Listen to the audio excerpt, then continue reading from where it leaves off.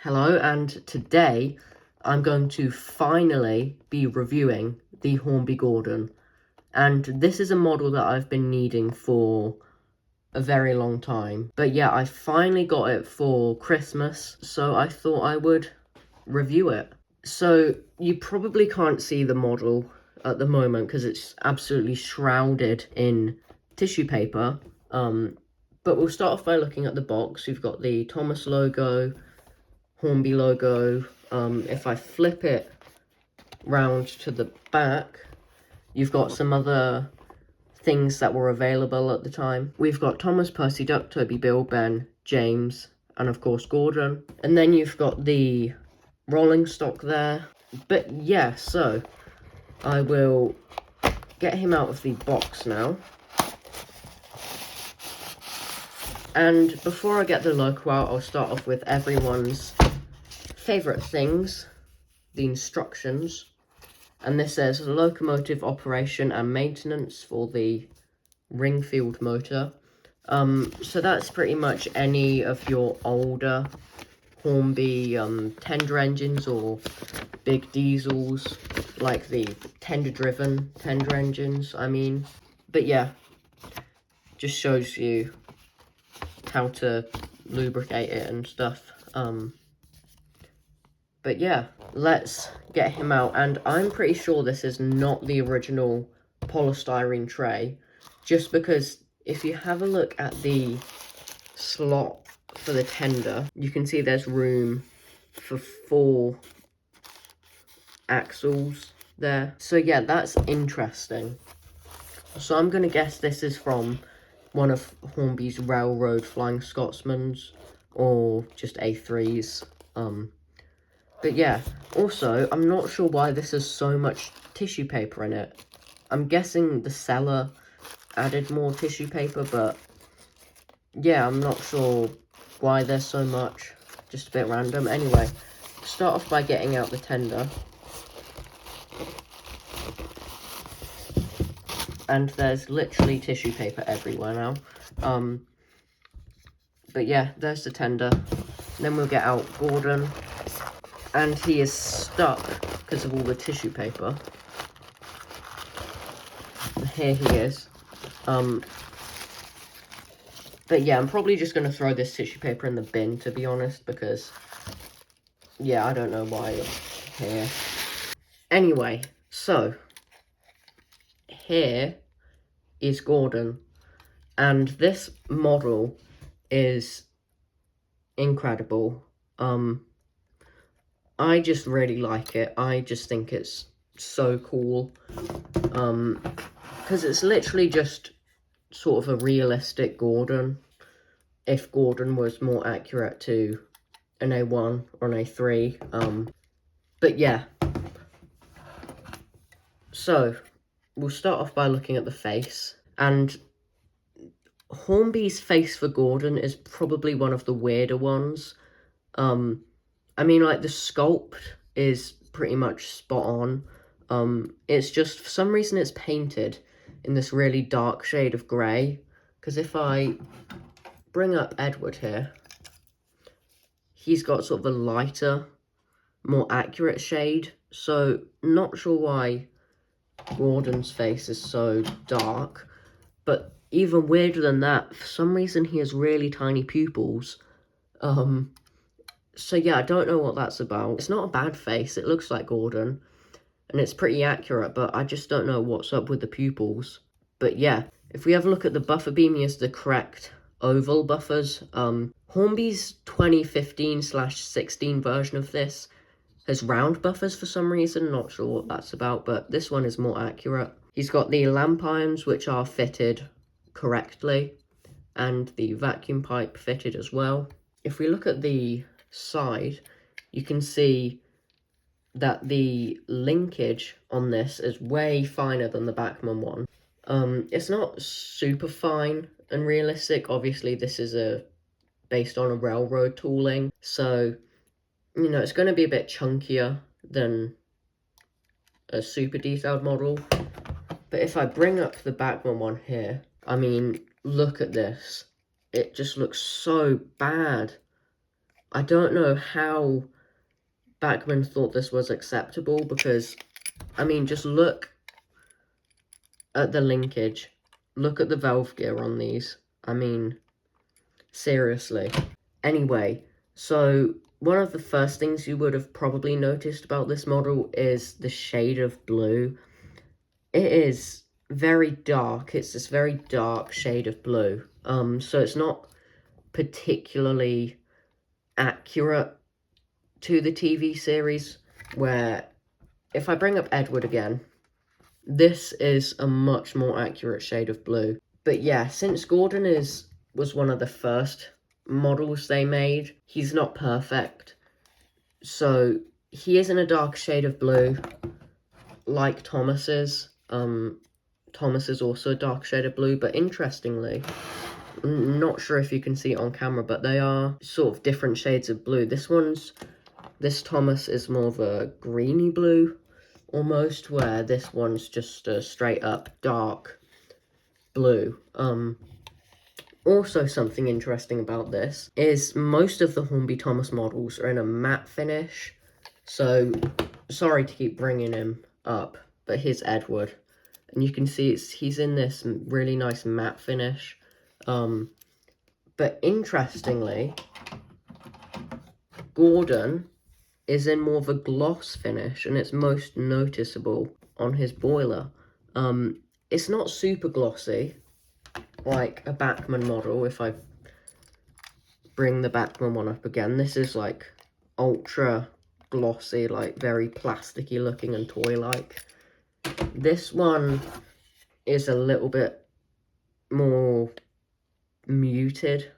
But yeah, anyway, so in the Railway series and the TV series, Gordon's running board is flat because he's like a prototype A1 or something like that. Because Hornby's model just uses the standard A1/A3 tooling, it does sort of dip up. So this is Gordon if he was just like a standard A1, I guess, instead of some weird prototype. But yeah, if we take a look at the boiler, interestingly, you can see that they've sort of skipped 2 boiler bands. So this one's red, this one's blue, this one's red, this one's red, this one's blue, this one's red. So that means Gordon only has 5 boiler bands, because there's actually one just in front of the cab. But yeah, it's interesting why they didn't paint these. If you're just looking at the model normally, or when it's running, it's not even noticeable, so it's not really a big deal. If we look in front of the cab, we can see the separately fitted metal safety valves, which is a really nice detail. And then if we look at the cab, he does have the square windows with yellow lining. And then along the boiler, he's got the separately fitted wire handrails. And on the original version of this model, on like the 80s and 90s release, he had silver handrails, but later on they changed it to be black. I'm not sure why they did that. Maybe it was cheaper to produce, I'm not sure. But yeah, it's quite interesting. If we take a look in the cab, you can see that there is some molded detail. None of it's painted, unfortunately, but it's nice that it was included, because some models do not have any cab detail. But yeah, anyway, something I haven't mentioned yet is that this model is tender driven. So the loco wheels can sort of freewheel, and interestingly, this rear axle is sprung, which is really interesting. I'm not sure why they did that. Maybe it was so he could negotiate tighter curves. But yeah, that's quite interesting, actually. Anyway, let's move on to the tender. Won't spend too long on this. But yeah, the tender, to be honest, I'm not a big fan of. I think it holds this model back a little bit, because when compared to the loco, it's just really small. Because this is a schools class tender, which is a 4/4 row, so it's quite small. But yeah, it's got the number 4 on it, and The number 4's in this really weird font. It is not accurate at all. But yeah, he has red frames as well. Not red. Blue. Why did I say red? Anyway, he has blue frames, and a lot of people complain about this, saying they should be black. But if I just bring up Edward's tender here and remove the body shell, if we put Gordon's tender body shell on the black tender, I just think it looks like too much black.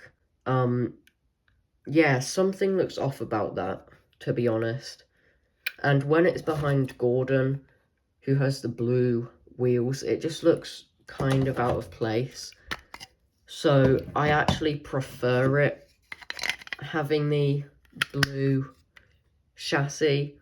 I think it would have been nice if they had picked out the axle boxes in black. I think that would have looked good, but yeah, I don't actually mind the blue, to be honest. If we look at the front of the tender, you can see there is sort of the handbrake there. But yeah, also, you might notice that the coal looks quite high, and the tall coal is obviously to accommodate the motor.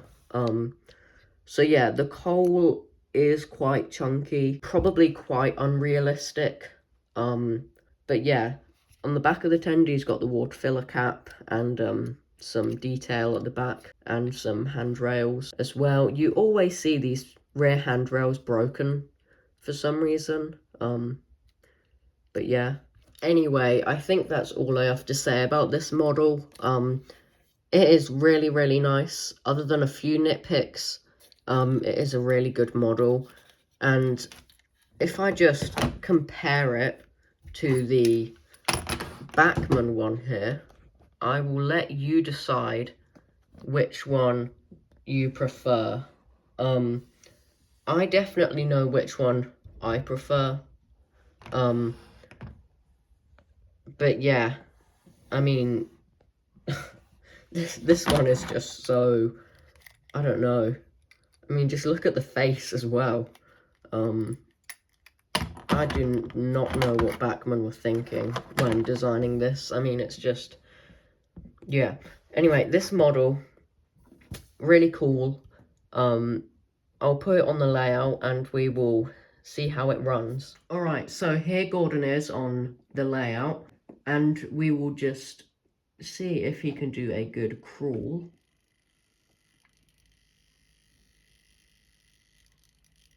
He's stalling a little bit. I might have to turn up the controller. And he is doing an okay crawl there, cutting out a little bit. But yeah, so it's not too bad. He can do a pretty good crawl if I turn him up a little bit there. So yeah, he is a very smooth runner, as you can see. Yeah, a little bit noisy, because the ring-filled motors just are a little bit noisy. But yeah, his blue just looks so nice in this lighting. Yeah. Honestly, the shade of blue, I really like it, especially when it's under good lighting. Because it just looks so vibrant, and yeah, just looks really bright. Anyway, let's test him over the points. Alright, so let's see how he does over the points.